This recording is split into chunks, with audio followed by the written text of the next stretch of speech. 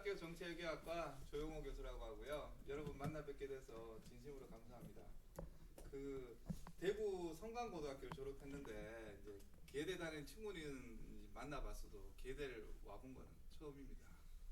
그래서 여기 불러주셔서 진심으로 감사드리고요. 오기 전에 캠프스 한번 돌아봤는데 대단히 아름다워서 좋았습니다. 오늘 제가 이제 뭐 미국 가보신 분 계세요? 어디 가보셨어요? 괌 아, 괌은 이제 나중에 미국으로 이제 미국 영으로 편입된 거지. 미국의 이제 그 고유한 뭐 문화 이런 거는 좀 약간 혹시 다 미국 가보신 분 계세요? 저도 미국 2006년에 처음 가봤어요. 2006년에 미국 가보고 이제 비행기 타고 이렇게 보니까 땅이 너무 넓어가지고 이 나라한테 까불었다가 정말 뭐 되겠다 싶은 생각이 들 정도로 매우 큰 나라인데 미국은 참 특이한 나라 같아요. 그 가령 지난 2000 지지난해가 선거 끝나고 나서 공화당 저기 의사당 들어간 사람 보셨어요? 막 깨부시고 막 올라가고 막 불 지르고 그 위에서 막 이런 뿔 달린 모자 쓰고 다니면서 막 우리가 막 이런 저런 용기가 하면 무모한 용기거든요. 저런 무모한 용기가 어떻게 생겼나 이런 생각이 이제 최근에 많이 해보는데. 이 우리나라 이제 저는 우리나라를 조선이라고 그러는데 조선만 해도 사실 저기 옛날에 그 동학농민난 일어났을 때만 해도 왕으로 쳐들어가진 않거든요. 그냥 읍수하는 거예요. 제발 이 개혁해 주세요 이런 식이란 말이에요. 4.19 때도 보면은 학생들이 막 들고 일어나가지고 경무대, 지금 그때 청와대를 경무대라 불렀거든요. 가자고 했지만 경찰들이 지뢰 겁먹고 총을 쏜 거지. 이 시위대가 들어갈 생각을 못 해요. 그리고 지난번 우리 6, 7년 전에 촛불 막 이렇게 200만 명씩 모여도 그 200만 명이면 그냥 이렇게 인해 전술로 들어가도 그냥 아마 들어갈 수 있을 텐데 그냥 라인에서 안 넘어가려고 그러거든요. 그러니까 사실은 한국 사람들은 온순한 거예요.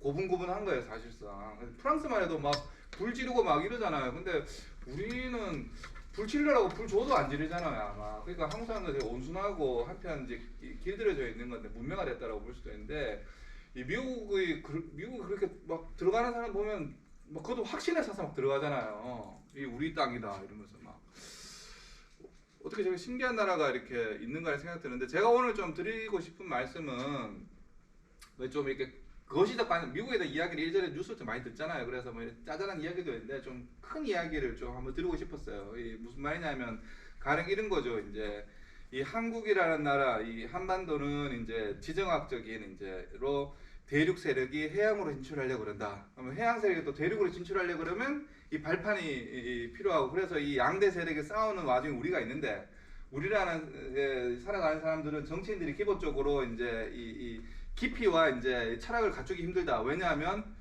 정세가 빨리 변하니까 줄을 빨리 서야 되잖아요. 그러니까 깊이 있게 가지고 있다가는 그냥 죽어버려요. 사실상 6.25 때 죽었고 저기 어디고 임진왜란 때도 줄 잘 서였어야 했고 또 일제 강점기 때도 이제 가령 누구냐 우리 저기 이완용 같은 사람 처음에 미국에 붙었다가 러시아에 붙었다가 마지막에 최종 일본으로 붙거든요. 이게 이 한국에 있는 사람들은 기본적으로 이 철학적 깊이를 가지기가 살기가 참 어려워요. 왜냐하면 이게 슝슝 변하기 때문에 이런 걸 알면 이제 이 한국이라는 나라의 정치를 좀 아는 이해가 되듯이 미국이라는 나라도 좀 그러는 거시적인 관점에서 한번 이야기를 해보자 이런 이제 생각에서 오늘 준비했습니다. 미국 정치의 정근대성, 미국은 사실은 근대적인 정치는 아니에요. 미국 사회는 굉장히 슈퍼 하이 모던 소사이인데 이 미국의 정치는 전근대적인 정치예요. 옛날에 유물이 남아있어요. 그 왜 그런지 제가 말씀드릴게요. 오늘은 한 4, 50분 이야기하고 여러분들과 한 20분 정도 대화하는 시간을 가지도록 노력해 보겠습니다. 미국은 사실 이제 대단히 종교적인 나라예요. 그러니까 이제 뭐 저기 미국 뉴올리언즈에서 막 이렇게 태풍이 불고 막 토네이도가 불어도 막 하늘이 우리를 벌을 내리려고 하는 거다 이렇게 생각하는 사람들이 있고 9/11 때 이제 저기 알카에다가 그 비행기로 들이받아도 야 이거는 이 하느님의 우리 미국인들이 제대로 못 살기 때문이라고 생각하는 사람들이 꽤 많아요. 그게 왜 그러냐면 이 보시면 아시겠지만 이게 종교가 중요하냐라고 물어보면 인도네시아, 탄자니아, 요르단, 파키스탄 이런 나라들이 이제 중요하다고 생각하는데 다 이제 보면은 뭐 어쨌든 이제 요런 나라들 발전 도상 국가라 그러는데 미국이 특이하게 80%에 해당하는 사람들이 종교가 중요하다 이렇게 생각해요. 종교의 관점으로 세상을 이해해요. 한국 사람들은 지금 종교인이라도 종교의 관점으로 세상을 이해하지 않잖아요. 종교의 관점이지만 자기가 학점 잘못 받았다고 해서 막 나의 원죄가 문제야 그래서 기도해서 막 성적 올려야지 생각하는 사람 별로 없잖아요. 근데 미국은 기본적으로 이 종교적인 사회예요. 종교적인 사회. 근데 생각해보세요. 근대화된 사회라면 종교의 영향이 작아야 되잖아요. 그렇죠? 근데 이제 미국은 종교적인 사람들인데 이제 이 근대화에도 불구하고 종교성이 이제 안 약해져요. 안 약해져요. 여기 유럽이라는 나라 하나도 없죠. 유럽이 하나도 없어요. 이 위에는. 네. 일반적으로 근대적인 사회일수록 합리성과 지식을 신뢰하기 때문에 이제 뭐 성적을 어떻게 잘 받냐? 그럼 이렇게 합리적으로 생각해서 이렇게 하면 성적을 잘 받을 수 있어라고 생각하는데 거기는 이제 아침에도 기도하고 또 공부 열심히 한 다음에 또 기도하고 막 이러거든요. 뭐 다 그렇다는 건 아니에요. 사회적 경향이 그렇다는 겁니다. 미국이 종교적이라면 사회적 자유 혁신은 어떻게 가능하냐 이런 질문이 가능한 거예요. 네.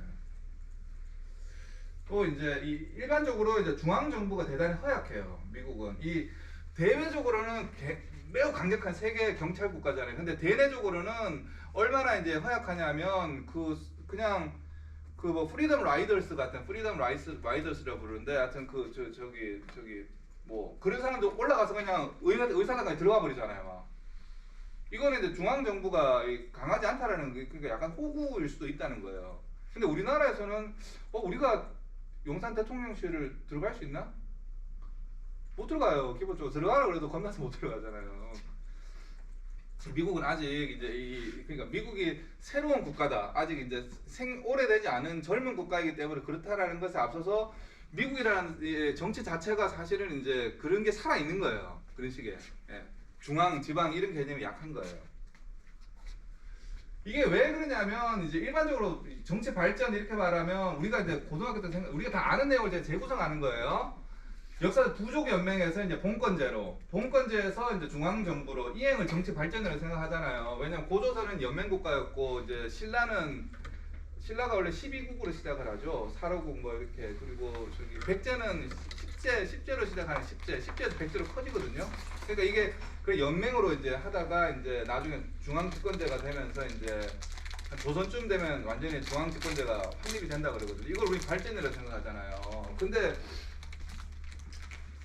고구려도 뭐 부여지기 연맹에 출발하죠. 근데 삼국시대 거치면서 중앙 집권화가 강화되고 고려는 보통 360개 군현 중에서 이제 중앙 관료 파견하는데 절반 정도 된다고 그래요. 조선은 이제 한반도 모든 군현의 왕이 파견해서 원님이 통치하는 체제죠. 이게 이제 하나의 나라다 이렇게 이제 생각하는 건데 어쨌든 뭐 이 발전된 나라라면 강력한 중앙 정부하에서 뭐 안정과 보호를 누리고 대표를 지역구별로 선발해가지고 정부를 감시하게 하는 뭐 겉으로 보기에는 좀 단순하고 평등한 정치 체제를 발전한 거라고 생각하는데 미국은 이런 나라가 아니에요.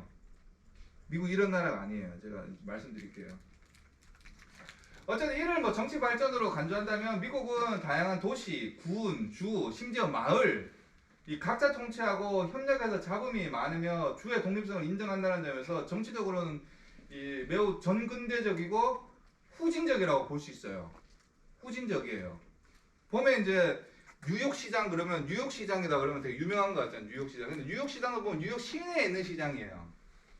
주 상원의원에서 주 상원의원인데 또 동네별로 카운티별로 또 이제 대표도 따로 있어요. 이게 복잡한 거죠. 복잡해요. 또 가령 뭐 대통령이 이제 여러분들 저기 미국 드라마 중에서 저거 뭐냐 지정 생존자 이거 보면 대통령이 이제 지정 생존자 보면 저기 힐이 뭉개지고 나 비상사태 선포하는데 미시간 주지사가 거부해 버리거든요. 우리가 안 한다 이러면서 막 이게 가능해요 사실은 그런 식의 우리 말이 안 되는 거지만 미국은 정부 또한 입법, 사법, 행정으로 분리되어 있고요. 위에서 아래로 이제 연방과 주가 또 나눠져 있고 타운 단위 마을에서부터 뉴욕 같은 대도시까지 가버려서 머리 다양합니다. 마치 한국으로 치자면 신라 이전의 통치 양식이에요. 신라 이전에 보면은 이제 신라가 이렇게 이 경주와 이제 대구, 경산 이쪽에 이제 맹주였다면 저기 완도 쪽에는 장보고가 이제 장악을 하고 있고 개성 쪽에 누가 있었어요? 왕씨들이 이제 상업으로 이제 그러니까 인삼하고 셀라딘 그러니까 셀라딘이 뭐냐면 저기 도자기 이런 무역으로 돈을 많이 벌었잖아요. 이쪽 이제 포항에서 보면 이제 돈 벌고 이렇게 서로 다른 거예요. 이렇게. 근데 미국이 지금 그런 시기거든요. 가령 신라는 귀족들과 이제 주요 마을의 대표들이 화벽회의라는 거 아세요? 화벽회의? 화벽회의 되면 상대등이라는 게 있죠. 상대등은 가장 제일 높은 귀족. 이 상대 등이 사실은 이제 왕과 협상하는 이 모습을 띠는데 이게 미국 의회 이제 대통령과 관계 똑같은 거예요. 지금 옛날에 우리가 있었던 상대 등이 지금은 이제 미국의 그 하원 의장. 얼마 전까지 낸시 펠로시라고 하는 그 이제 나이 많으신 여성분이고 지금은 미치 맥코넬이라고 하는 사람이 이제 실제로는 그 옛날 상대 등과 똑같은 기능을 하는 거예요. 왕이 이제 대통령이면 협상을 막 하는 거죠. 해줘 안 해줘 해줘 안 해줘 이렇게 막 하듯이. 그게 신라 시대 때까지는 우리나라도 있었어요. 근데 우리는 이제 저런 귀족 회의가 이제 의회라는 게 없어지고 고려 시대 때도 제추회의라고 들어봤어요. 제추회의라는 게 있었어요. 근데 힘이 좀 약해져요. 그러다가 이 조선 시대가 되면 이런 식의 귀족들의 회의가 완전히 없어져요. 그러니까 관료제로 바뀌는 거죠. 미국은 아직 이 관료제 사회가 안 된 거예요. 그래서 화백회는 유럽 의회와 동일하고 상대 등은 미국의 하원 의장과 사실은 기능적으로 유사합니다. 뭐 사회적으로 보면 변방의 장보고 왕건은 뭐 무역의 도시 수령이었다면 농업적 뭐 반농 반목적 지역도 있었고 가야 같은 철강홍 지역, 뭐 도자 수출 지역 이런 것들이 미국도 다양한 거예요. 미국 보통 뭐 저기 디트로이트는 뭐 저기 어디야 철을 생산해서 자동차를 만드는데 샌프란시스코는 뭐 이제 그 게이들의 천국이자 이제 저기 IT가 발달한 것, 남부는 뭐 석유로 이제 성장하는 것, 이게 다른 거예요. 그렇다면 이제 미국 사회의 활력과 대외적으로 강력하는 대내적 통치가 복잡하고 혼란하고 교통 정리가 안 되는 일종의 혼돈의 이 정치적 골동품이 미국 정부를 어떻게 이해할 거냐 이런 이제 질문이 나오죠. 가령 미국 연방이 결정해도 주가 다른 결정을 하며 심지어 얼마 전까지는 분노한 시민들이 자신들의 권리라고 주장하는 의사당에 난입하기도 합니다. 이런 게 어떻게 가능하냐 이런 거죠. 제가 요 질문에 대한 답을 해드린 거예요. 왜 그런가? 이 모든 것은 사실 서로마의 패망과 관련, 역사적 길이 깊어요. 예. 서로마가 476년에 이제 저기 누가 이렇게 붕괴시키죠? 게르만족이죠. 게르만족의 거기 장수 이름이 오도아케르라고 하는 사람이 이제 게르만족 기본적으로 글을 못 읽는 사람들이에요. 글이 없어요. 그래서 프랑크 뭐 왕국을 했다고 하는 샤를마뉴라고 들어보셨죠? 샤를마뉴. 프랑스 말로 샤를마뉴, 독일 말로 카를루스 대제. 또 영국 말로 뭐지 이게 샤를마뉴, 카를루스 또 까먹었다. 이 사람이 이제 통치를 하는데도 불구하고 글자를 못 읽었어요. 문명이에요. 그래가지고 이제 저기 신부님들 모셔가지고 라틴어 읽어주면 그거 듣고 이렇게 좋아요 이런 사람들인데 기본적으로 이 이제 고구려 때 장수들의 사회가 똑같은 거예요. 예, 장수들이 문명 사회를 지배하기 시작한 거예요. 그래서 서로마가 이제 팽창해버리니까 팽창한 다음에 이제 이게 서로마가 만개져 버린 다음에 이제 여기가 문명 사회에서 이 야만으로 후퇴해버립니다. 후퇴해버려요. 그러니까 고조선 시대로 후퇴해버리는 거예요. 문자가 없는 시대로 후퇴해버립니다. 그래서 여러분들 저기 로마 시대 때는 이제 그리스 로마의 책이라든지 뭐 아리스토텔레스니 플라톤이니 뭐 아르키메데스니 이런 사람들 책이 있잖아요. 이게 유럽에서 다 사라지거든요. 누가 보존했죠?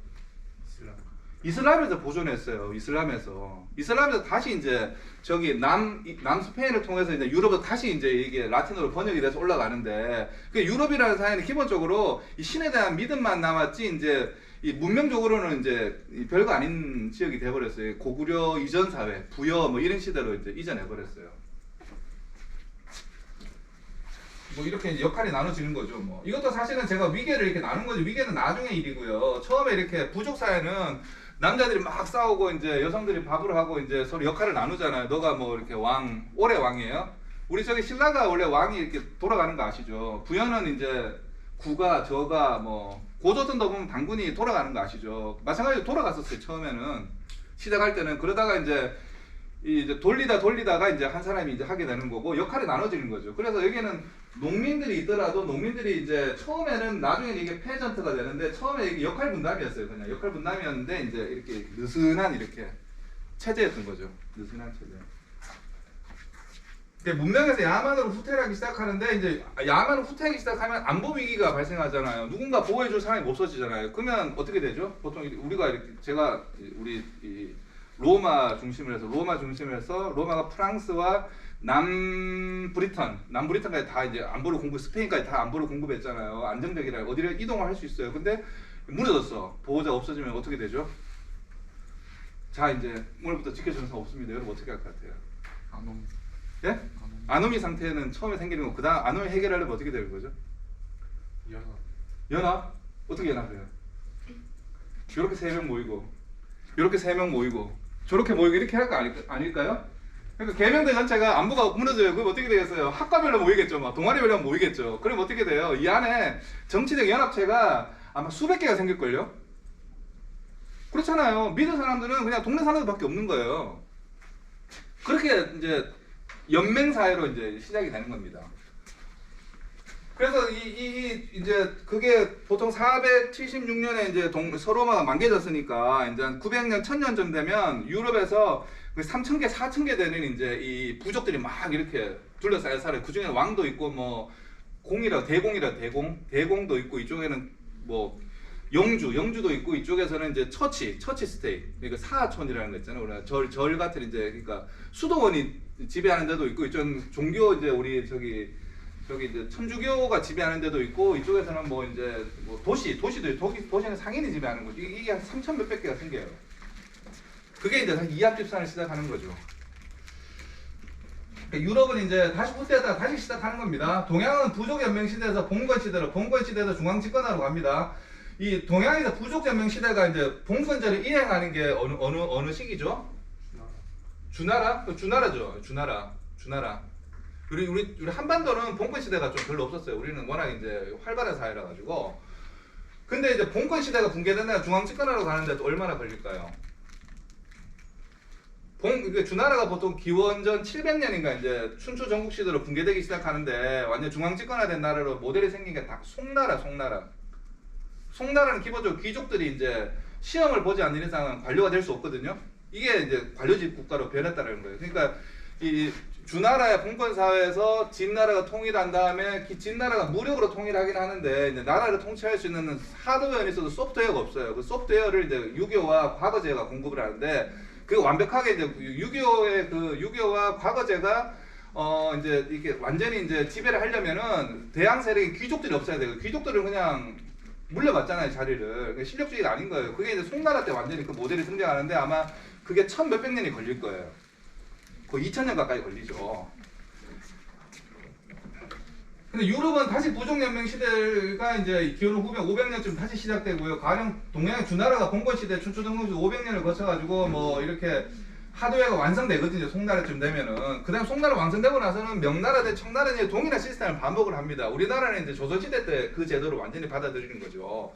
근데 유럽은 다시 시작하는 거예요. 근데 부족연맹에서 안보 의사결정을 위해서 이제 봉건제로 나아가는데 통치는 명목적인 왕과 지역 대표들이 모인 의회가 있고 왕도 이제 바뀌어요. 서로 막 이렇게 싸우고 이렇게 바뀌어요. 이렇게 막. 이것이 이제 서구 의회주의의 시초예요. 그러니까 우리는 서구의 의회라고 하는 게 무슨 민주주의의 뭐 이렇게 대표적인 기관인 것처럼 말하지만 실제로 우리도 옛날에 가지고 있었던 체제가 우리는 이렇게 그 농업 관료제로 바뀐 거고 유럽은 뒤늦게 시작하다 보니까 이제 그게 남아 있던 거예요. 그냥. 그렇지만 이제 이 봉건 체제가 이제 부족 연맹들이 이렇게 막 서로 싸우기도 하고 이제 중앙 집권을 꿈꾸기 시작합니다. 이 싸움이 시작되면 이제 이렇게 학과 통폐합이 이루어지는 거죠. 300개, 400개나 되는 이제 계명대학교에 다 이렇게 나라들이 있는데 서로 싸우다 보니까 가까운 데부터 이제 우리는 영암관을 차지할 거야. 우리는 저기 체포를 차지할 거야. 우리는 여 앞에 있는 이제 뭐 무슨 뭐 저기 이제 여기 이름 생각 안 난다. 무슨 건물을 차지할 거야. 이렇게 싸움이 시작됩니다. 그렇게. 그러면 이제 통폐합이 이루어지는 거죠. 여기서 등장하는 것이 바로 이제 국가라는 개념이고 이제 서버런티, 주권이라는 개념인데 이 주권의 보유자로서의 뭐 절대 신성, absolute divine king이라는 이 새로운 개념이 13세기, 16세기에 이게 형성이 됩니다. 이게 형성이 돼요. 네. 이게 필요하다는 거죠. 그러니까 어떻게 보자면 이게 이제 이 나라의 권력과 이제 이 정통성은 쪼갈려져서는 안 된다라고 하는 일종의 천자 개념과 유사한 겁니다. 천자 개념. 이 천자라는 개념이 없으면 나라가 통일이 안 되듯이 얘네도 그런 개념을 만들어낸 거예요. 뭐 특별한 개념은 아니에요, 사실은. 근데 이게 나라 하늘에 천자가 있더라도 땅의 천자가 이제 실제 통치하기 위해서는 몇백 년이 걸리듯이 유럽에서도 이제 국가라는 개념이 있고 이제 왕이 신성한 권한, 그러니까 아담과 이브에서부터 출발해서 자기가 정성성이 있단 말이거든요. 역으로 여러분 앱솔루트 왕의 이제 그 저기 통치는 못해도 자기의 어떤 서사 구조는 있어요. 아담과 이브가 낳은 애가 그 애가 또 애가 돼서 내까지 왔다 이거거든요. 일본도 그런 게 있죠. 일본도 저기 신화를 보면 지금의 천황이 아마스테 뭐 저기 여신으로 이걸 아는 거잖아요. 그 정통이 있다는 거잖아요. 그러니까 얘네도 그런 걸 만들어낸 거예요. 사실 박혁거세는 아래서 태어났고 정통성이 있고 또 고려의 왕족들은 여기 비늘이 있었다는 거 그런 거 모르시죠? 지금 잘 모르시겠지만 거기 스케일 비늘이 있었다고 자기들끼리 이야기하고 다녀요. 그러기 굴하긴 한데 이런 게 필요한 거예요. 사실 그러니까 파워, 레지트만 쓰는데 Y 빼서 죄송해요. 하지만 수천 수백 개의 자치령, 도시령, 영주령 이외에도 뭐 교회령, 뭐 무슨 령, 뭐 이런 게 도시, 뭐 도시도 뭐 무역도시, 뭐 내륙 무역도시, 또 내륙 무역도시는 이제 저기 프랑크푸르트, 또 이제 바다에 낀 무역도시는 베네치아, 제네바, 뭐 네덜란드에는 암스테르 여러 댐들, 로테르댐, 암스테르댐, 뭐 함부르크 이런 데는 이제 바다에 낀 도시고 내륙에도 여러 도시들이 좀 많아요. 뭐 그러니까 이런 것들이 하여튼 또 이렇게 나라가 살아가는데 이걸 국가 하나의 나라 이렇게 하는 게 쉬운 게 아닙니다. 예, 또 이게 기독교 아래에서 하늘의 참여를 받는 인간들이 평등을 강조해 왔는데 이게 단일 국가, 단일 주권, 신성을 받은 절대왕 이건 거의 실현하기 어려운 미션이에요.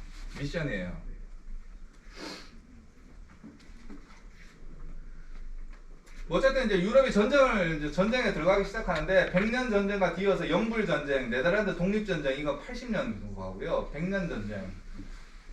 100년 전쟁이 있고 나서 이제 프랑스에서 드디어 처음으로 저기 그 뭐지 스탠딩 아미라 그러죠. 거기 상비군을 처음으로 두거든요. 처음으로 상비군. 유럽에 상비군이라는 개념이 없어요.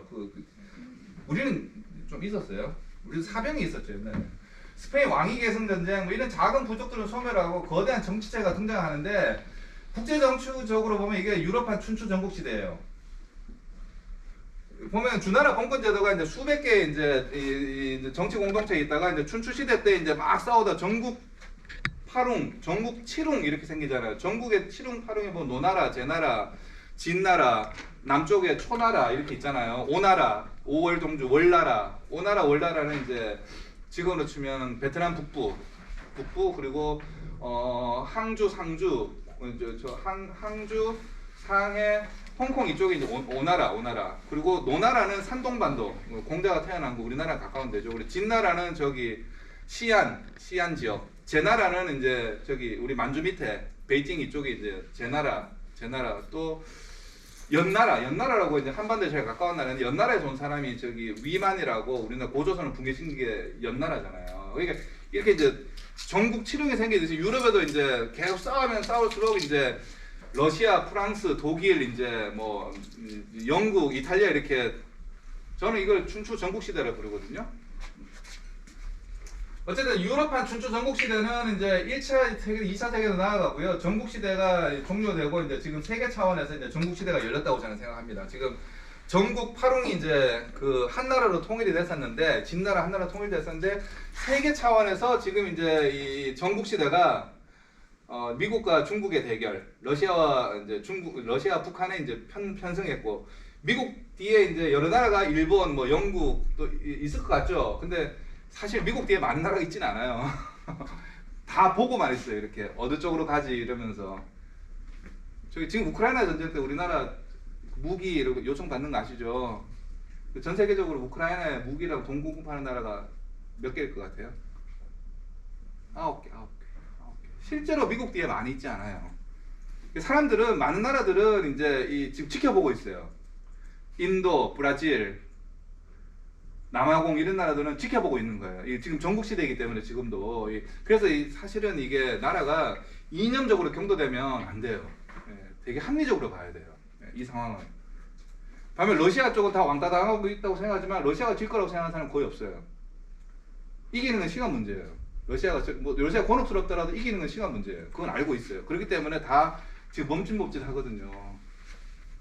어쨌든 지금 춘추 전국 시대가 지금 이제 춘추 시대는 끝났고 2차 세계대전이 이제 전국 시대라면 지금 세계 차원의 전국 시대가 이제 진행되고 있는데 미국은 말씀드렸듯이 후진적 체제다. 왜 후진적이냐 이렇게 물어보면 이제 국내 정치적으로 영국 내전에 매우 중요해요. 영국 내전이 이제 이 1639년 51년까지 이제 이 거의 그 11년간 12년간 일어나는데 이때 영국의 찰스 1세도 절대 왕정을 신봉하고요. 마치 신라 고려의 왕들이 왕권을 강화하듯이 자신은 신이 내린 하늘이 내린 왕이라고 생각하고 지배를 확장해 나가는 거죠. 하지만 지역의 귀족, 청교도, 개신교도, 상인연합 이걸 우리는 부르주아라고 그러잖아요. 이 사람들이 패배당하고 공개 처형당해요. 죽어버려요.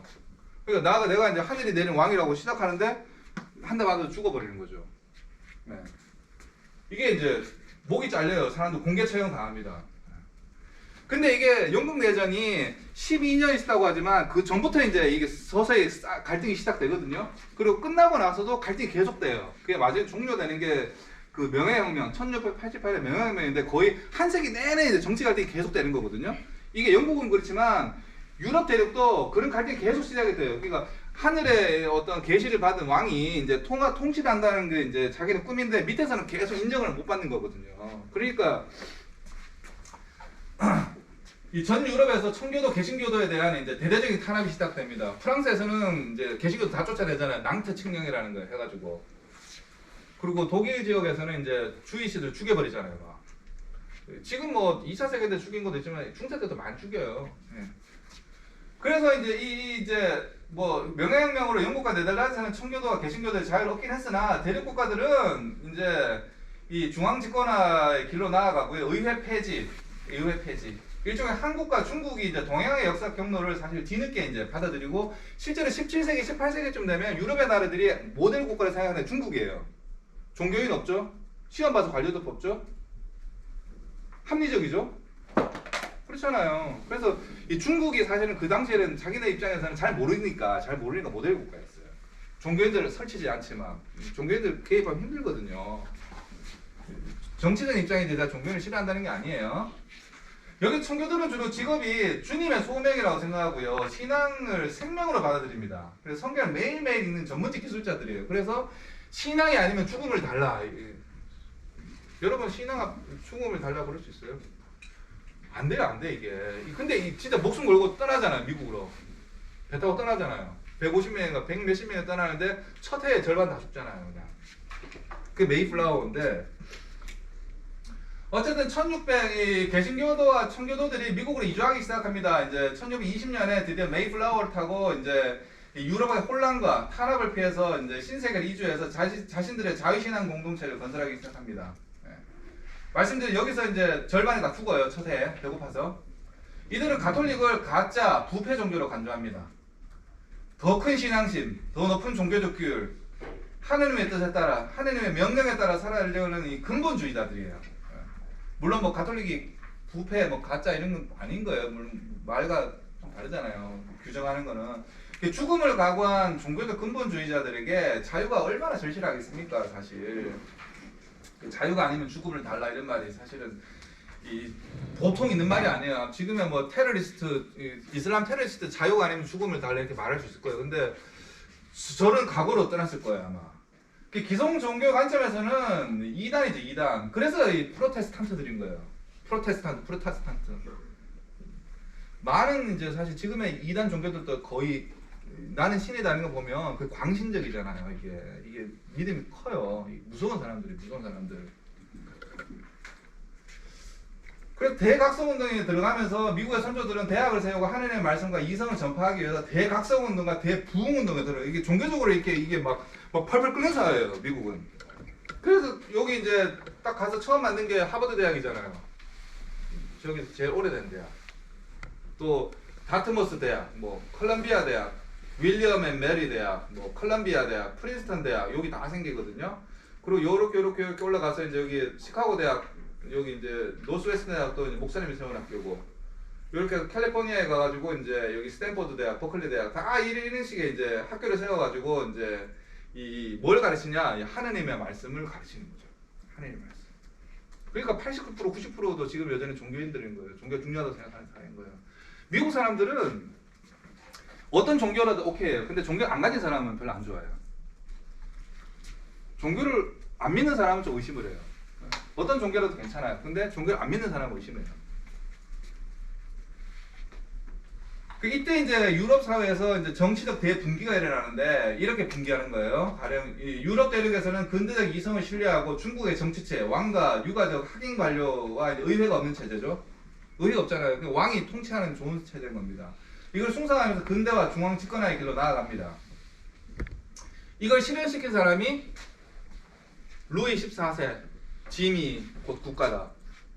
물론 그 아들과 아들은 이제 프랑스 혁명을 죽어버리죠. 그런 다음에 나폴레옹이 사실은 유럽의 이 중앙 집권을 완성한 사람이거든요. 또 독일의 이제 저기 유명한 프레데릭 빈헬름 카이저 이런 사람들, 이제 또 스웨덴의 구스타프 아돌푸스 이런 사람들이 이제 중앙 집권을 막 하거든요. 의회 다 없애, 의회 다 없애. 대신 영국에서만 살았고 미국에서는 그런 게 막 그러니까 살아나가는 거예요. 이렇게 유럽 대륙에서는 좀 사라지는 거고. 아이고 옮겨버렸네. 미국 초기는 종교 열정에 가장 중세 이단아들이 유럽과 이제 영국의 중앙 집권화와 근대화를 거부하고 더 중세적이고 더 종교적인 삶을 실천하기 위해서 이제 위대한 여정을 시작하는 겁니다. 따라서 이 1776년에 일어난 미국 독립혁명은 이 올드 잉글리시와 뉴 잉글리시의 싸움이고, 이 사실 복고적이고 보수적이고 종교적 성격을 띠는 혁명이에요. 물론 뭐 대단한 사건이긴 하지만 가령 이거나 보세요. 대표 없이 과세 없다. 이 말이 사실은 지금은 너무 자연스럽죠. 여러분 대표 있어요? 세금 내시죠? 대표 있어요? 대구에 있는 청년들 대표하는 대표 있어요? 솔직히 없죠. 지역구엔 있죠. 물론 지역구 있긴 한데, 가령 이제 비례대표제를 가졌을 때 여러분을 대표하는 사람은 거의 없잖아요. 지금 보면은. 근데 이게 이제 어쨌든 대표적 가셨다고는 지방 중심적 봉건적 구호예요. 왜냐하면 왕의 통치가 있고 보호가 안전이 있는 곳에서 세금이 있어야 된다는 게 이제 지금의 개념, 영국의 개념이에요. 당시 영국의 개념. 여러분들은 나라가 여러분들 안전을 보호하기 때문에 난 세금을 낸다고 생각하잖아요.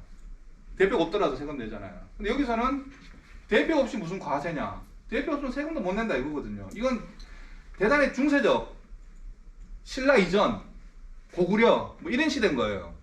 우리가 대표도 없는데 왜 내가 뭐 안시성이라는 영화 보셨어요? 혹시 누가 나왔지? 조인성 나왔죠? 안시성주가 그런 거잖아요. 내가 대표가 없으면 우리 지역 사람들은 안 하는 거예요. 그냥. 이거 대단히 올드 개념, 올드 개념.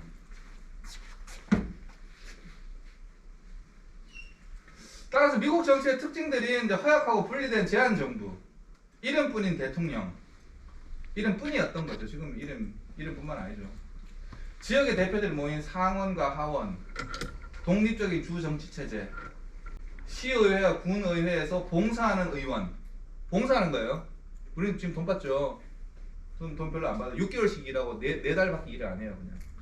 왜냐면 지방 의원들이 12개월 24시간 월급 받으면 좋은 일도 하지만 나쁜 일도 많이 생각하기 때문에 할 일이 없어가지고 저는 그래서 지방 의원들 좀 봉급 주는 거 별로 안 좋아해요. 조금만 일하면 돼요, 그 사람들은. 또 이제 이 자경단, 보안관 중심의 동네 안보, 상비군의 불법화. 미국은 국내 상비군이 없어요. 군대가 쿠데타를 일으킨 군대가 다 다른 나라 외국에 가 있어요. 다. 국내 군대가 주둔할 수가 없어요. 특이하죠. 그러니까 국내는 누가 해요? 보안관. 보안관은 사설 경비업체예요. 우리 지역에 고용한 사람이에요. A 보건관에 잘하면 B 지역에서도 또 가고 이렇게 하거든요. 폴리스도 있는 데가 있고 없는 데가 있어요. 폴리스는 이제 나라에서 주나 이제 국가에서 하는 거거든요. 그게 별로 없어요. 있기도 하는데 이제 보안관도 있고 이것도 있어요. 네. 또 개인의 자유권과 무기 소지. 미국 하우스 중에 40%가 총 가지고 있대요. 40% 가구 중에서. 사고도 막 나잖아요. 3살짜리 동생이 형 죽였다 그러고 막 이런 좀 그런 보는데, 또 종교적 자유 뭐 이런 것들은 중세적 유산이에요. 종교적 유산이에요. 20세기 이후 미국이 세계대전에 참여하고요. 말씀 전국시대입니다. 춘추시대 때는 유럽이랑 미국은 떨어져, 춘추 전국시대 때는 떨어져 있어요. 근데 20세기 전국시기에 이제 드디어 미국이 이제 이 세계대회에 참여하면서 미국도 중세적 체제에서 지금의 중앙 집권화의 길로 가다 보니까 불협화음, 자본, 혼란이 막 발생하는 거예요. 옛날에 신경 쓰지 않았던 게 막 신경 써야 되는 거예요. 예. 국민 전체를 위한 뭐 복지 제도를 공급해야 되느냐, 아니면 뭐 세계 분쟁지에 개입 안 해도 되는데 개입해야 되느냐, 이러다 보면은 이 대통령의 힘이 점점 커지거든요. 이게 커져요. 그러다 보면 이제 대통령이 해야 될 것, 하지 말아야 될 것, 안 해도 될 것, 했으면 좋았을 것, 이런 것들이 시작에 대한 논쟁이 막 시작되거든요. 그런 논쟁에 덜 이제 휘말리라고 대통령 권력을 줄여놓은 거거든요. 반면 이제 영국과 유럽은 왕을 중심으로 통치권을 안정시키고요, 반려제를 중심으로 이제 지방을 복속시키고 상원과 지방의회들이 있긴 있었지만 이 결국 하원이 주권을 대표하는 유일 합법기관으로 발전해 나갔죠. 예. 그러니까 왕이 다 통합시킨 다음에 그 권한을 의회가 이제 뺏어가 버린 거예요. 그런 측면에서 유럽은 중앙 집권화를 이룬 겁니다. 예. 그러니까 이제 왕이 힘을 모은 다음에 의회가 뺏어가 버렸죠. 예.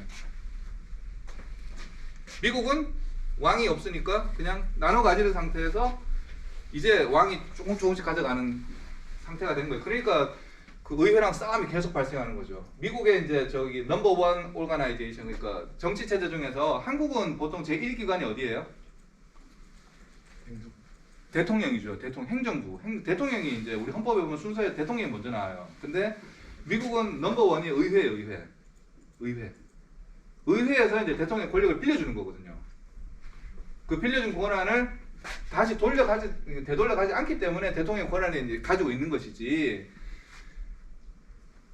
그래서 이 갈등이 생기는 거예요. 물론 유럽도 뭐 독일이나 스위스처럼 여러 중세적인 정치 전통을 복원하고 유지하는 움직임이 사실 20세기 후반에 이제 시작이 됩니다. 중앙 지역 EU 등의 상하 위계적 관계보다는 대등하게 뭐 이렇게, 그러니까 1970년대 이후로 이제 유럽은 다시 이제 미국적인 어떤, 그러니까 연방제, 지방자치제도의 전통, 이런 걸 다시 유럽이 재수입을 하기 시작하거든요. 그래서 지금은 유럽 같은 경우는 국민국가는 40개 정도 되는데, 이 주라는 게죠. 주가 한 230개 정도 있거든요. 지금은.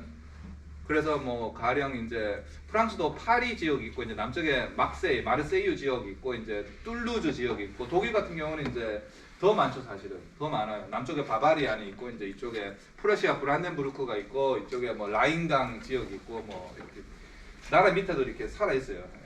또 스위스 같은 경우는 20몇 개가 되는 칸통이라는 데가 이제 자치제를 유지하고 있고요. 그러니까 다시 이제 유럽이 약간 미국적인 느슨한 방식을 이제 차용하기 시작한 겁니다. 따라서 이제 뭐 미국의 정치제도는 중세 봉건적인 앤티크 모델이에요. 앤티크 모델이 현대화된 모델. 현대화는 뭐냐 하면 이제 선거만이 결합한 거죠. 그래서 요 이제 상하원 쪼가나놨고, 대통령이 있었지만 힘이 없이 시작했고, 요거 이제 종신직이죠. 종신직. 임명은 종신직이죠. 종신직. 선거로 선출되지 않습니다. 네. 상원은 원래는 이제 선출이 안 됐었는데 주에서 이제 선출했거든요. 주에서 의원들을 선출했는데 이제 직선제로 1910몇 년에 직선제로 바뀌었고, 네. 그러니까 투표권이 확대됐다는 것 뿐이지 이 체제 자체는, 이 정치적 코어적 의사결정을 하는 이 코어 체제 자체는 앤티크 옛날 모델인 거예요. 말씀드렸듯이 신라의 왕이 있잖아요. 왕이 가끔 바뀌잖아요. 뭐 옛날 김씨가 했다가 또 박씨가 했다가 또 누가 석씨가 했나요? 신라가 삼성씨가 돌아가면 했잖아요. 그러다 나중에 내무랑 이후로 이제 김씨가 이렇게 다 하는데, 그래도 뭐 김씨가 또 힘이 없으니까 뭐 저기 이렇게 여왕이 막 등장하기도 하고 이러잖아요. 그러면 또 상대등이 있으면 상대등이 막 귀족들이 뒤에 있으니까 이렇게 귀족회의 화백 제도에서 이제 우리가 왕이 하려고 그러면 안 됩니다. 막 돈 못 줘요. 이렇게 사병 1000명 보장해 주기로 했잖아. 그러면 안 돼. 막 이런 식이거든요. 이런 체제가 미국은 계속되고 있는 겁니다. 일사불란하진 않죠. 이게 그래서 제가 앤티크 모델이에요. 앤티크 모델. 옛날 시스템인 거예요. 한 걸음 더 나아가서 이제 1789년 파리에서 시작된 프랑스 혁명과 나폴레옹 전쟁은 혁명에 반대한 사회 중앙 집권화를 더욱 가열차게 만들어냅니다. 지역, 지방 사람들을 다 이제 통일시키고, 통제하고 자원을 추출하고 이 불사의 괴물 같은 중앙집권 국가는 독일과 남유럽에서 카피가 되고요. 러시아, 중국, 일본, 북한, 한국 등에서 카피가 되죠. 주로 사회적 저항이 약한 곳에서 이게 이제 카피가 빨리 이루어집니다. 여러분들 저기 진나라 시황제가 제일 먼저 한 게 뭐 통일정책 6가지가 있는 거 아시죠? 진나라 시황제가 했던 6가지 뭐 있죠? 도량형을 통일한다, 화폐 통일한다, 문자를 통일한다, 또 뭐 있죠? 무게 이런 거 뭐 몇 가지 통일정책이 있잖아요. 이게 사실은 나폴레옹이 그대로 한 거예요. 사실상 프랑스 지역이 뭐 거의 몇백 개 이상의 단위도 다르지, 무게도 다르지, 언어도 다르지, 돈도 다르지, 그걸 이제 다 통일시키는 거거든요. 또 대운하를 만들어 가지고 교통을 이제 원활하게 만들잖아요. 진나라 시황제 이후로. 그렇듯이 프랑스도 마찬가지를 하는 거예요. 나폴레옹도. 그러니까 뒤늦게 한 거예요. 사실 그런 거를 우리 아시아에서는 사실 상당히 빨리 시작돼야 되는데 근데 뒤에 배운 사람들이 무서워요. 예, 뒤늦게 이렇게 하나님 받아들이는 사람이 무섭듯이 조지 부시 같은 사람이, 조지 부시 미국 대통령 뒤늦게 하나님 받아들여가지고 막 신앙의 힘으로 막 이스라엘, 이란 공격하고 이라크 공격하고 아프가니스탄 공격하고 이러잖아요. 이란 아니구나, 죄송합니다. 그러니까 이 뒤늦게 이제 신앙을 받아들이는 사람이 무서워요. 되게 용감하고. 지금 이쪽 지역도 그런 지역이에요. 어쨌든 국가가 형성이 됐는데 이게 이제 이 많이 이제 이렇게 카피 됩니다. 어쨌든 국제 정치적으로 지금 우리는 중앙 집권화된 국가와 집단주의적 문화를 가진 중국, 러시아, 미 여러 나라들과 연합이 되어 있고요. 중세적 미국과 집권화로 나아가려는 이제 가려다가 이제 중앙 집권화로 나아가다가 분권화, 민주화, 자유로 돌아선 유럽 이 두 개가 연합하고 있는 거예요. 이 대결을 목도하고 이게 소위 말하는 지금 미중 대결이라는 거예요. 미중 대결. 두 개는 완전히 다른 시스템이에요. 한국은 미국의 동맹이지만 권위주의 중앙 집권화와 그 역사를 가지고 있기 때문에 자유화와 자치화가 사실 굉장히 어렵습니다. 또 북한과의 대결은 이 중앙 집중화를 더 막 가속시키는 경향이 있어요. 그래서 한국의 지방자치제도가 잘 안 되는 거예요. 겉으로 지방자치제를 말하지만 중앙으로 집중이 점점 많이 되는 체제인 거죠. 우리는 사실은 과거를 잃어버렸어요. 미국은 과거를 보존하는 체제이고. 그러면 어느 것이 좋으냐 뭐 이런 질문을 해볼 수가 있어요. 이제 중세적 체제냐 아니면 근대적 중앙 집권 체제냐 이제 어느 게 좋으냐 이게 누가 이길지는 잘 모르겠어요. 중국 이길 수도 있고 미국 이길 수도 있는데 누가 이길 것 같아요, 여러분들? 중국 이길 것 같다. 미국 이길 것 같다. 근데 이거는 확실하다. 미국이 이기긴 이길 수 있다는데 이기면 미국도 작살 난대요. 미국도 작살 난대요. 둘 다 이제 바보 되면 한국이 세계 1등 그 중간에 있다가 한국은 중간에 피해볼 수가 있어서 아마 괌이 세계 그럴 수도 있어요. 원래 이렇게 싸우면 제3자가 이제 패권 국가로 올라서거든요. 어쨌든 지금 이 미국과 중국의 대결이라고 하는 것은 사실은 역사적으로 있지 않았던 그런 대결이에요. 그전까지 서양 대 대결이 유사한 애들끼리 싸우면 이건 완전히 다른 체제거든요. 하나는 이제 중앙 집권화, 이제 뭐 다당제를 허용하지 않고, 근데 한쪽은 완전히 중세적 이렇게 느슨한 체제잖아요.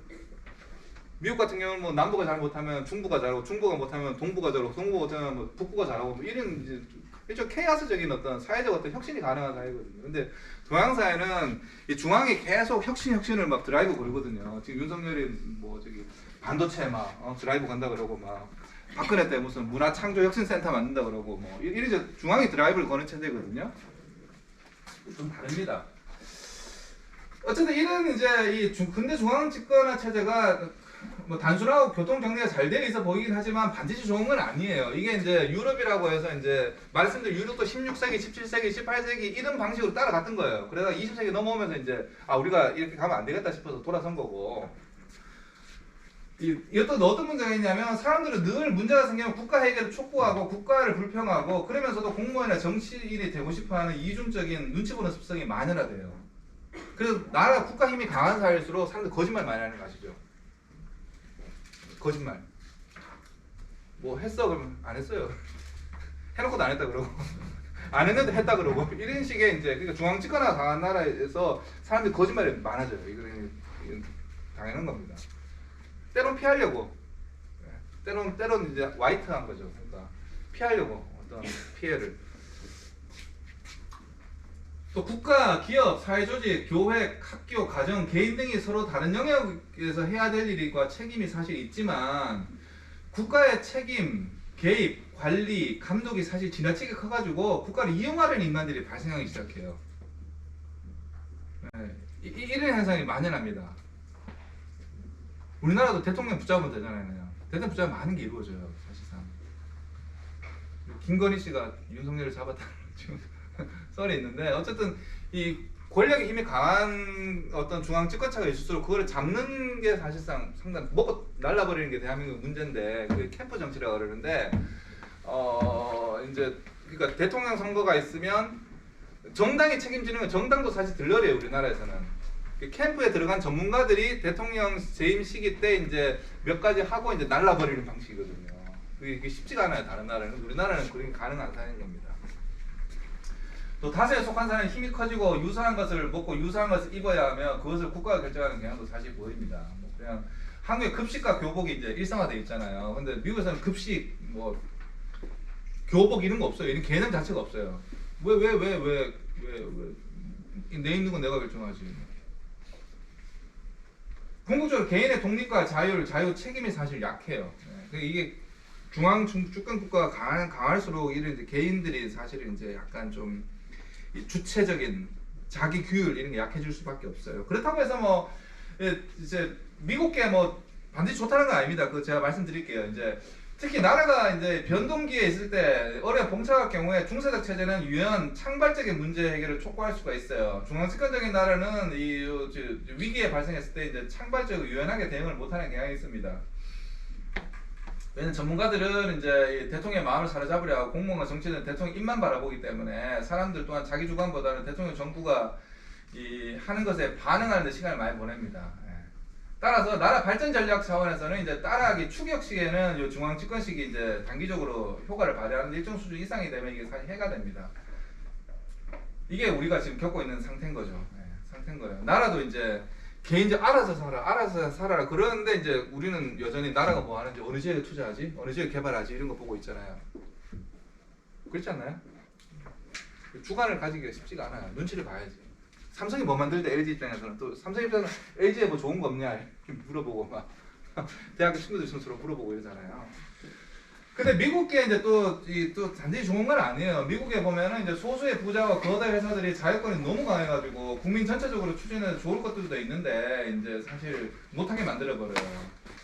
가령 주립대학의 이제 재정난이 최근에 심한데 교도소는 급증하고 있어요. 국가 의료보험은 이제 굉장히 약하고요. 가령 여기 이제 제가 아까 이거 보여드렸는데 여기 보시면 아시겠지만 여기는 대학들이 많잖아요. 근데 이쪽에 대학 별로 없죠. 좋은 대학이 사실 많지 않아요. 여기 보면은 이제 텍사스 오스틴 있고 텍사스 A&M 여기 있고 이제 여기 라이스 대학이 있고 여기 유업 휴스턴이라고 있어요. 좋은 학교가. 그리고 플로리다 대학 있고 에모리가 있고 이제 이렇게 있는데 여기는 이제 대학들이 별로 없거든요. 왜냐하면 이 지역에 이제 이 의원들이나 이제 사람들이 대학을 투자를 잘 안 해요. 대학 투자한다 그러면 왜 대학을 투자해? 그냥 사람들 나쁜 인간들 많은데 다 집어넣어 교도소나 더 만들지 이렇게 한다고요. 지금 캘리포니아도 지금 주립대학들 다 어렵거든요. 대신 교도소가 훨씬 더 장사가 잘 된다 그러죠. 대학 장사보다도. 미국은 이제 그리고 돈 있는 사람들은 사립대학을 보낸다고 생각하지 왜 공립대학을 보내 이렇게 생각한다고. 그러니까 돈 있는 사람들 더 이제 투자를 안 하는 거죠. 굉장히 이기적인 사회일 수도 있어요. 이 사람들이 이제 세금을 내는 사람들인데 이제 얘네들이 여기 교도소 투자 아직 안 한다고요. 장소에 따라서 법률이 또 달라지기 때문에 같은 범죄라도 처벌이 다르게 일어날 가능성이 높기 때문에 이제 이를 이용하는 사람들 또한 많습니다. 근데 이것도 이용 잘하면 미국은 이제 능력으로 간주하죠. 네. 비싼 변호사 쓰면 되니까 뭐 이런 식이에요. 우리나라는 그게 좀 정관을 가진 사람들 제하고 다 비슷비슷하거든요. 물론 최근에 좀 달라지긴 했는데 또 국가 위기 상황에서 이제 가 아닌 이상은 사회적 협력을 잘 안 해요. 개인 우선주의가 큽니다. 왜 내가 협력을 해야 돼? 도와주는 건 있어요. 근데 협력이 잘 안 됩니다. 허리케인에 몰아칠 때 생표불이 비싸게 파는 행위도 사실은 왜 내 자유지. 또 상권이 분리돼 있고 이제 정치제가 분산, 분권 다층화되어 있기 때문에 질서 유지, 협력, 감시, 처벌이 더 어렵습니다. 예, 그래서 한국이나 중국의 명령 중심의 일사불란한 체제와는 완전히 대비돼요. 그래서 한국의 사이코패스가 문제가 많이 되잖아요. 유영철 아세요? 유영철 여자 저기 20명 죽인 사람 있잖아요. 저희 서강대학교 뒷산에도 갖다 묻었거든요.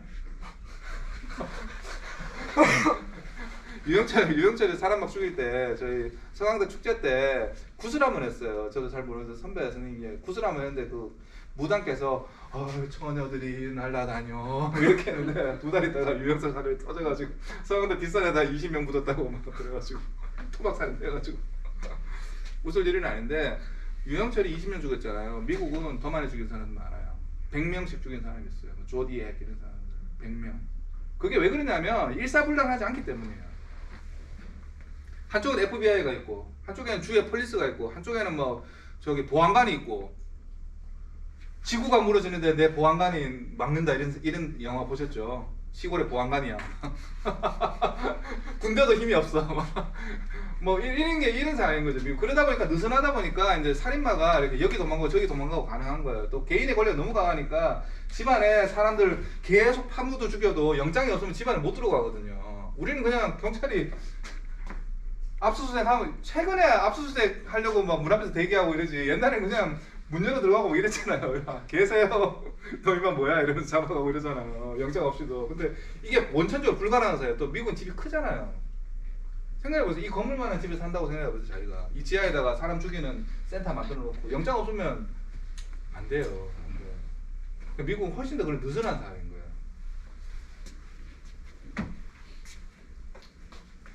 한국은 그렇진 않죠. 아주 일사불란한 사회입니다. 결론적으로 미국이 반대로 좋다는 말은 아니고요. 우리나라가 중앙집권적 국가주의의 효율성과 공동체주의, 비인간주의 작태에 대한 분노 같은 장점이 있는데 미국은 이제 개인의 책임의식, 사회적 자유, 강력한 시민사회, 자유의지를 가진 단체들, 뭐 정부의 제한적 권력 사용 등은 좀 눈여겨볼 필요가 있죠. 하지만 공동체를 파괴하는 지나친 개인주의, 뭐 이기주의, 비효율적 정부 서비스, 기업과 부자의 과도한 정치적 영향력 이런 것들은 사실상 좀 문제점이라고 생각하죠. 요게 오늘 제가 들고 싶은 이야기고요. 자 이제 거의 4시 15분까지 20분 정도 남았네요. 질문 어떻게 들으셨나요? 재밌었어요? 질문 좀 해주세요. 네. 어떻게 들으셨고 어떻게 느끼셨습니까?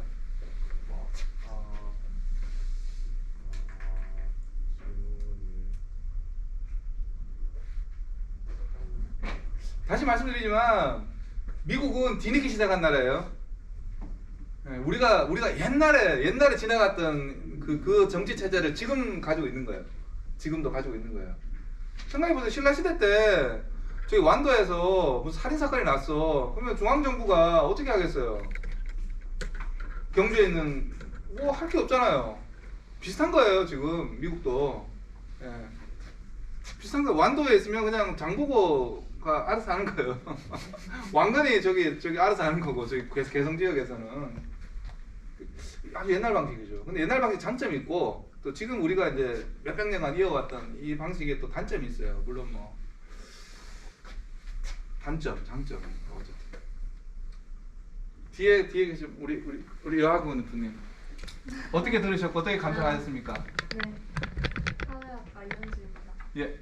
저는 저의 개인적인 생각이지만 민주주의가 미국 쪽 국가에서 왔으니까 그쪽의 정치 체제가 조금 더 좋다 뭐 이런 생각을 약간 하고 오셨던 것 같은데 오늘 교수님이 하시는 말씀을 들으면서 새로운 시각을 좀 갖게 된 것 같아서 저는 좋았습니다. 질문을 드리고 싶은 건 우리나라처럼 오랜 시간 동안 역사적 발전을 거친 나라들은 공통적으로 약간 중앙 집권적인 체제를 갖게 되는지가 궁금합니다. 많이들 그러죠.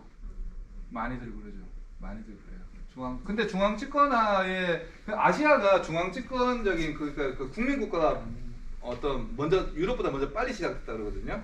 유럽은 아까 말씀드린 나폴레옹 전쟁 이후로 이제 그 국민 국가가 생기면서 국민 의식이 있어야 되거든요. 내가 남과 다르다. 쟤네는 남들이야. 우리는 같은 사람들. 이런 의식이 생겨야 되는데 유럽은 그게 17, 18, 19세기쯤 되면 이제 저기 프랑스 사람, 뭐 이탈리아 사람, 뭐 너네 국가, 우리 국가 이런 식의 이제 그러니까 국가가 이렇게 있으면 국가 내적 사람들끼리는 동질성도 좋아지고 또 신뢰감도 높아지거든요. 그래서 경계에 있는 사람들일수록 불신이 강해요. 애매하니까. 그러니까 내가 얘랑 친하게 지내는데 얘는 독일 사람 더 친해질 것 같아. 그러면 계속 관계를 맺기 힘들잖아요. 그래서 이 안에 있는 사람들끼리 이제 어떤 구분 짓기가 이제 강한데 그 유럽에서는 17, 18세기 시작되는데 우리나라는 우리 동아시아에서 그 언제 시작됐냐 말하면 임진왜란 때 결정적으로 시작됐다고 그래요. 임진왜란 때 일본이 조선을 치고 나가서 명나라를 때리겠다라고 해가지고 그 바람에 이제 동아시아에 그 민족 의식이 그때 생겼다고 그래요. 그러니까 우리 한국은 사실은 한국 한반도는 민족 의식이 먼저 생겼고 국가를 운영할 수 있는 과거제라든지 중앙집권제라는 이제 형태를 갖추고 있었는데 나중에 이제 서양식 중앙집권 나폴레옹식의 이제 국가가 들어오니까 이게 쉽게 이제 이렇게 쉽게 우리가 수용할 수 있었던 거예요. 이미 수용할 준비가 되어 있는 상태였어요. 그래서 저는 이 한국이 일본 때문에 발전했다라고 하는 말을 안 믿어요. 왜냐하면 한국이 일본 때문에 발전했다라는 말, 일본이 중앙집권화도 가져왔고 근대화도 가져왔기 때문에 우리나라 발전했다라고 하는 게 식민지 근대화론이거든요. 근데 사실은 아시아 여러 나라들은 이미 그 전에 그런 준비가 된 나라들이에요. 생각해보세요. 이제 일본의 지배를 안 받은 싱가포르나 홍콩도 다 잘했잖아요, 사실상. 지금 중국도 보면은 일본의 지배를 거의 안 받았는데 지금 1978년에 중국 그 저기 국가 1인당 국민소득이 300불이었어요. 근데 지금 중국이 국민소득이 얼마예요? 그 14억이나 되는 인구가 13,000불이에요. 일본이 지배가 없더라도 이 지역에서는 그런 식의 유럽이나 이제 서양이 만드는 근대국가 체제를 가져오면 그냥 운영할 수 있는 나라들이었던 거예요, 사실상. 그래서 조선은 망할 나라. 일본은 일본을 통해서 근대화됐어. 그래서 우리는 일본과 관계를 좋게 하고 뭐 이렇게 해야 돼. 뭐 안보를 위해서 한일본 미국이 협력해야 된다는 오케이예요. 그렇지만 조선이 나빴어. 이게 이제 우리나라 뭐 저기 어디고 저기 국민의힘 쪽에 기본적 견해인데 조선은 후진국가 없어져야 될 나라. 그래서 잘 못해서 일본이 들어왔고 그때 우리 발전해서 지금 발전한 거야. 이런 식의 이제 논리는 상당히 기계적인 도식이고요. 사실은 북한이든 남한이든 기본적으로 근대적이라도 국가 체제를 수용할 수 있는 소프트웨어는 이미 이제 거의 갖춰졌다라고 보는 게 이제 저는 그렇게 보고요. 저랑 비슷하게 보는 사람도 많을 거예요. 북한도 개방만 하면 금방 경제 성장 올 거예요, 제가 봤을 때는. 네. 지금 중앙 집권 체제를 하시면 뭔가 국가적인 행동을 할 때 유리하다라고 하고 미국식 스타일은 그러면 불리하다라고 하셨는데 미국은 그런 것 치고는 약간 전쟁이나 대외적인 활동을 좀 많이 한 것 같은데 좀잘 미국이 그러니까 미국이 보면 이제 그 중앙 집권 체제가 내적으로 이제 강하기 때문에 우리는 외부 일도 잘할 수 있을 것 같잖아요. 뭐 이렇게 일사불란한 내적으로 국제적으로 일사불란하다고 보는데 미국은 이제 내적으로는 일사불란하지 않는데 외적으로 이제 어떻게 그렇게 일사불란하게 행동하느냐라고 주장하시잖아요. 근데 사실은 외적인 국제 오퍼레이션, 밀리터리 오퍼레이션 작전도 사실은 미국은 혼란스러워요.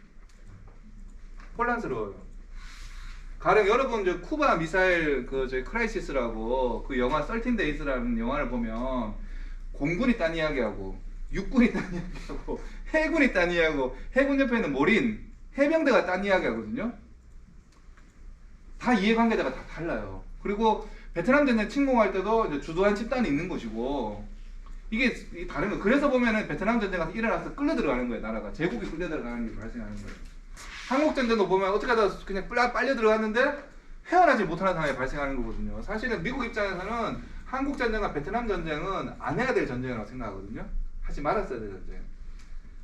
빨려 들어간 거예요. 사실 대외적으로. 그래서 미국은 힘은 있어 보이지만 그렇게 효율적인 나라는 아니에요. 겉으로 강해 보이죠. 물론 강해요. 미국은 세계 최강의 나라를 무서운 나라예요. 무서운 나라는 맞는데 그렇다고 해서 효율적이거나 물론 중앙집권 제국가라고 해서 효율적인 건 아니에요. 왜냐면 집단 바보가 생기기 때문에 집단적으로 바보가 돼버릴 수가 있거든요. 뭐 트레이드 오퍼가 있는 것 같아요. 장점이 있으면 단점이 있는 것 같아요. 답이 좀 됐나요? 미국 대외 정책 혼란스러워요. 사우디아라비아 어느 날 가서 잘해줄게 그러놓고 어느 날 사우디아라비아 왕따시키고 막 이러잖아요. 어느 날 북한하고 잘 지내보자 그랬다가 어느 날 북한이 개놈들이라 이러잖아요. 미국도 왔다 갔다 합니다 사실은. 예? 저 그런 궁금한 게 있는데요. 저 근대적 중앙집권 체제하고 이렇게 이런 게 동양에서 먼저 발현이 돼서 예. 서방으로 넘어갔다고 하던데 네. 그러면 1900 서방으로 넘어갔다는 건 아니에요. 그 꼭 이제 물리적으로 넘어갔다는 건 아니고. 카피로 넘어갔다고 하셨는데 네네. 아니, 서양에서 동양으로 카피가 된 거고 체제 자체는. 네네. 예. 근데 그러면 이제 1900년대 초에 그 이런 이전에도 이제 동양의 근대적인 중앙집권 체제가 발현되어 있음에서도 서양의 이제 제국주의 시절 때 중국하고 한국 이렇게 먹혔었잖아요. 네. 거기에 대해서는 이제 어떻게 생각하시는지. 전 두 가지 말씀드릴 수 있는데요. 그러니까 서세 동점이 어떻게 일어났느냐 이 말씀하시는 거죠. 서양의 제국이 어떻게 동양을 점거할 수 있느냐라고 말씀하시는데 크게 한 두 가지 요인이 있는 것 같아요. 그 서세 동점이 시작된 거는 그 나폴레옹 전쟁의 이제 소용돌이 끝나고 나서 이제 서양이 동양을 점령해. 그 전에는 이제 문만 두드리고 무역 좀 해줘, 막 제발 좀 허용을 해줘 이런 거예요. 막 에스카하는 경우였어요. 서양 국가들이. 근데 중국은 없는 큰 나라였고 서양은 다 요만한 나라들이었거든요. 말씀드렸듯이 그러니까 근대화가 덜 된 지역에서 나라가 작다 그랬잖아요. 아시아는 이게 초반에 빨리 커지는 바람에 이제 엄청 커요. 자이언트 같이 돼버린 거고. 근데 처음 똑똑 두드려다 나중에 이제 18세기 나폴레옹 전쟁 때 이제 그 근대 국가 체제, 그러니까 사람들로부터 이제 직접 세금을 걷어가지고 군대를 육성해서 이제 군대를 통해서 이제 국가 이익을 실현시킬 수 있는 이 체제가 나폴레옹 전쟁 통해서 이제 유럽이 커진 건데, 그러니까 이제 두 가지라 말씀드린 건 뭐냐면 이제 전쟁 능력의 획기적인 변화. 말씀드렸듯이 유럽은 그 저기 워리어스 사회. 전사들의 부족 전사들의 전통이 남아 있어요. 근데 거기다가 이제 근대 무기가 생겨버린 거 아니에요. 철갑, 뭐 스팀 엔진. 홍콩에서 이제 아편 전쟁 때 이제 세계 최초의 철갑 그 무장 그 저기 배틀쉽이라고 그러죠. 배틀쉽 전함? 처음으로 네메시스라고 하는 전함이 저기 영국 브리스톨에서 이제 2달 만에 홍콩 아파트까지 나타났는데 철 둘러싸고 포를 막 쏘거든요. 그리고 이거는 청나라의 목선이 대항할 수 있는 게 아닌 거예요. 그러니까 군사혁명. 두 번째로 이제 산업혁명. 이걸 가능하게 산업혁명이 있는 거예요. 산업혁명. 동양은 다 아그라리안, 그러니까 농업사회잖아요. 그러니까 농업사회, 산업사회에 또 차이가 있는 게 뭐냐면 징세 능력의 차이가 있어요. 징세 능력. 그러니까 세금을. 그러니까 유럽에 있는 이제 그러니까 전쟁 사회이자 이제 이제 상업을 많이 한 나라들은 이제 세금을 걷기 쉽잖아요. 여러분 저기 지갑 보면은 유리 지갑이잖아요. 얼마 썼는지 알 수 있잖아요. 물건이 왔다 갔다 하면 이게 얼마의 세금을 붙여야 될지 알 수가 있어요. 농업 생산물에 대해서는 세금을 붙이기 상당히 힘들어요. 왜냐면 다 가려버리고 땅속에 묻어버리면 세금을 거둘 수가 없거든요. 그래서 보통 이 청나라하고 이제 조선은 그 내셔널 GDP에 대비 한 3에서 5% 정도 이제 세금을 걷어요. 징세를 낮았어요. 그 중에서 5% 쓰더라도 중간에 이제 원님이 쓰고 평양이나 이쪽은 세금을 중앙으로 안 보내거든요. 왜냐하면 프론티어 스테이트이기 때문에 이제 평양은 자기네끼리 알아서 써요. 그러니까 중앙에서 오는 건 1%, 2%밖에 안 돼요. 이게 센트럴 스테이트. 근데 유럽 같은 경우는 12, 그러니까 20에서 30%를 이제 징세를 해내거든요. 왜? 무역을 하니까. 그걸 이제 전쟁 비용으로 쓰게 되면 이제 이게 전환이 쉬운 거죠. 청나라도 3에서 5. 조선도 3에서 5. 작은 국가잖아요. 동양은 농업사회에서 작은 국가를 지향하거든요. 그러니까 뭐 군대를 육성할 수도 없는 거죠. 일본은 좀 달랐어요. 일본은 이제 저기 봉건제잖아요. 일본 봉건제다 보니까 봉건 영주가 이제 다 세금을 걷는다 보니까 보통 그 지역에 있어서 17에서 20% 세금을 거둘 수 있거든요. 그러니까 완전히 쌀 수 있는 거예요. 농업 국가라서 최대한 쥐어짜기 가능해요. 그러니까 그 20% 정도 되는 이제 그 농사 짓는 사람들이 쥐어짠 다음에 이걸 이제 근대화 비용으로 쓰니까 일본은 이제 초기에 이제 근대화 비용이 작게 들었던 거고, 이 조선은 근대화 하려고 그러는데 이제 세금이 3에서 5%밖에 안 되니까 그것도 다 쌀로 받았잖아요. 그러니까 전환할 수가 없는 거예요. 그래서 조선이 이제 근대화 하려고 그러다가 자본 잠식이 일어나가지고, 사실은 자본 잠식이 일어나서 조선이 그 이제 저기 돈이 없으니까 이제 철도 부설권, 울릉도 뭐 저기 삼림 개발권, 백두산 금강 개발권 이런 거 팔기 시작하잖아요. 그러면서 이제 경제적으로 이제 자본 잠식이 일어나고 파산 상태에 이르니까 이제 일본이 먹어버린 건데 먹어버린 거죠. 그래서 서세 동점은 아까 말씀드렸듯이 이제 군사혁명 그리고 이제 이 산업혁명과 더불어서 징세혁명 이게 이제 중앙 집권화가 되는 거죠. 이 가는 우리는 지금 그걸 이제 20세기 이후에 금방 만들어내죠. 왜냐하면 그 전까지 다 중앙 집권적인 체제가 이미 있으니까 이걸 만들어내는 건 굉장히 빨리 만들어낼 수 있는 거예요. 그냥 사람들은 늘 뭐 내라 그러면 알아서 잘 내니까. 조사정황 보셨어요? 우리나라에서 조사정황 안 하잖아요. 물가 올랐다고 뭐 프로테스트 안 하잖아요. 우리는 좀 그런 심성이 이제 역사적으로 만들어진 거예요. 시간이 점점 많이 됐다. 한 5분 남았으니까 한두 개 질문만 더 받고. 예. 교수님이 생각하시는 지금 현존하는 국가들 중에서 정치 체계가 잘 구축이 되어 있는 국가가 어디라고 생각하시는지 궁금합니다. 아 저기 어느 나라를 배울래 이런 말씀이시죠? 옛날에는 미국이 좋은 나라라고 생각했어요. 왜냐? 미국은 하느님의 나라고 기독교 믿고 그래서 기독교 믿으세요 이렇게 하는 그 개신교 믿는 사람들이 미국을 배워야 됩니다. 미국 세계 최강대국이고 좋은 나라니까 미국 배웁시다. 미국이 모델 컨트리다라는 말이 있었잖아요. 근데 지금 미국이 모델 컨트리라고 생각하는 나라는 별로 없죠. 강한 나라이지만 좋은 나라라고 생각하진 않아요. 미국을. 한때는 이제 미국이 싫어가지고 또 한국이 싫어가지고 북한이 좋은 나라라고 생각했던 사람들도 일부 있었어요. 우리나라에. 또 90년대 좀 넘어가면서 프랑스를 배우자 이런 사람 프랑스 똘레랑스의 나라 뭐 관용의 나라 프랑스 또 한때는 또 그전에 또 일본을 배우자 일본을 배운 다음에 일본을 배우는 걸 넘어서 일본을 넘어서자 이게 박정희가 생각했던 나라 일본을 넘어서는 나라를 또 그러다가 또 통일 90년대 넘어오면서 이제 통일 시대가 되면서 독일을 배우자 이런 깨끗한 나라 뭐 법을 안 어기는 나라, 성실한 나라 그렇게 되자 이렇게 했던 적도 있었는데 사실 이제 요즘에는 그래도 북유럽 국가들이 그래도 모델 나라들이라고 언급을 해요. 북유럽 국가 왜냐하면 북유럽 국가들이 이제 국가 체제도 이제 튼튼하고 민주주의도 이제 나름 탄탄하고 시민사회도 탄탄하고 법치도 좀 법에 대한 어떤 의식도 탄탄하기 때문에 이제 이 국가 권력이 이제 과도하게 남용을 못하게 만들면서도 시민들의 이제 반응이 일어날 수 있을 정도로 이제 북유럽 국가가 괜찮다고 말하는데 문제는 뭐냐면 북유럽 국가가 작아요 다. 북유럽은 다 1000만, 500만 이런 나라들이에요. 그 500만, 1000만 되는 나라는 통치하기가 쉽죠. 예, 미국은 크잖아요. 중국은 크잖아. 한국도 5200만이잖아요. 커요. 그래 그런 나라를 직접적으로 배우기에 좀 한계가 있어요. 그리고 외국에서 배워오는 거는 늘 우리의 현실과 어떤 일종의 타협이 필요해요. 주로 많은 지도자들이 어느 나라가 좋은 모델이야.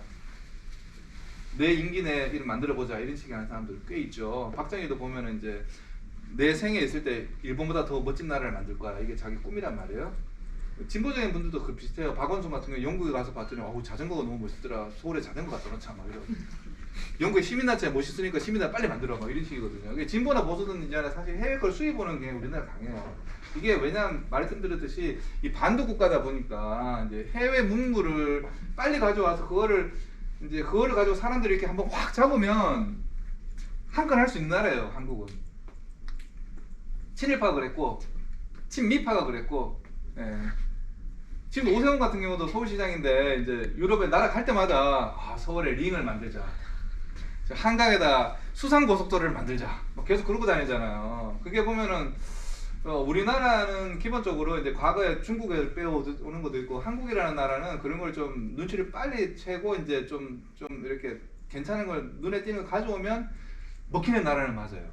한국은 그런 사회예요. 내적인 어떤 깊이나 이런 건 다음 생각이고 우선 그렇게 먹히는 나라예요. 그래서 제가 드리고 싶은 말씀은 모델 나라가 있느냐라고 이제 물어보신다면 뭐 그래도 유럽이나 미국 말씀드린 미국에서 배울 게 꽤 많아요. 이게 오래된 과거이자 약간 미래일 수도 있어요. 오래된 미래 뭐 이렇게 말해야 되나? 미국이 배울 정도 많아. 미국은 이제 안 좋은 것도 많지만 좋은 것도 굉장히 많거든요. 좋은 것도 굉장히 많아요. 근데 이게 여러 가지가 조화로운 나라다 그러면 이제 북유럽 국가들을 많이 언급을 하는데 덴마크 모델이다 이렇게 말을 하는데 그런 나라들 말씀드리지 작아가지고 우리나라 같은 큰 나라에 적응하기가 사실 어려워요. 그 문제가 좀 있어요. 그래서 늘 뭐 그래도 이렇게 그 외국 거 좋은 거 하나 가져와가지고 막 장난친 다음에 어느 날 자기 돈 벌고서 막 먹튀하는 사람들이 있단 말이에요. 그런 사람은 경계해야 되는 건 저는 경계해야 했다고 봐요. 개인적으로. 그런 사람들 그렇게 하는 사람 꽤 많아요. 심지어 학자들 또 그런 정치인들도 그런 사람 꽤 많아요. 좀 들어보면 확 간다 이런 거 있잖아요. 종교인들이 하는 게 그런 거잖아요. 많은 이제 저기 유명한 저기 좀 사람 꼬시는 사람들이 뭐 그런 거 쓰잖아요. 그러니까 우리나라는 그런 게 현혹이 될 가능성이 있긴 있어요. 예, 근데 좀 경계하자라는 말씀을 좀 드리고 싶네요. 아 이제 여러분 가셔야 될 것 같다. 남아서 제가 저 이야기 듣고 싶으신 분은 남으셔도 좋고 아니면 안녕히 가세요. 고맙습니다. 네.